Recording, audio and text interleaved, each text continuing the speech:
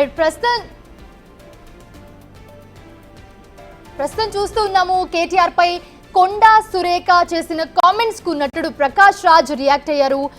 ఏంటి సిగ్గులేని రాజకీయాలంటూ కూడా ఆయన ట్వీట్ చేశారు. అయితే సినిమాల్లో నటించే ఆడవాళ్ళంటే చిన్న చూప అని మంత్రి కొండా సురేఖకు ప్రకాష్ రాజ్ ప్రశ్నించారు.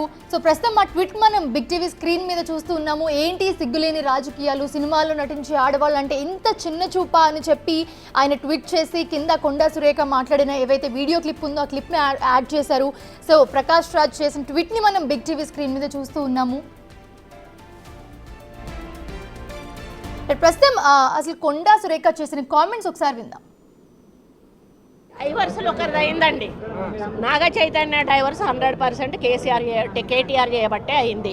ఎందుకంటే కన్వెన్షన్ హాల్ని కూలగొట్టొద్దు అని అంటే సమంతను నా దగ్గరికి పంపాలి అని చెప్పి ఆయన డిమాండ్ చేశాడు. సమంత గారిని వెళ్ళమని చెప్పి నాగార్జున వాళ్ళు ఫోర్స్ చేశారు. సమంత నేను వెళ్ళను అనింది. వెళ్ళను అంటే వాళ్ళు చెప్తే వింటే విను, లేకపోతే వెళ్ళిపోండి, డైవర్స్ ఇచ్చారు.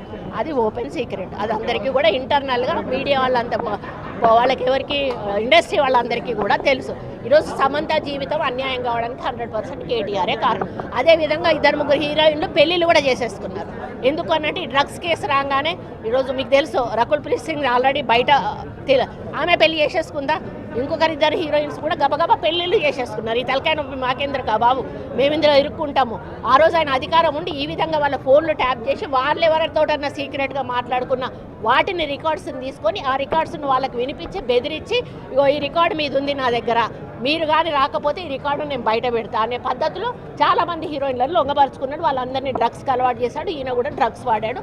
దానితోటే ఆ రోజు డ్రగ్స్ కేసు కానీ ఈరోజు ఫోన్ ట్యాపింగ్ కేసు కానీ చాలా సీరియస్గా మన ప్రభుత్వం తీసుకోవడం జరిగింది.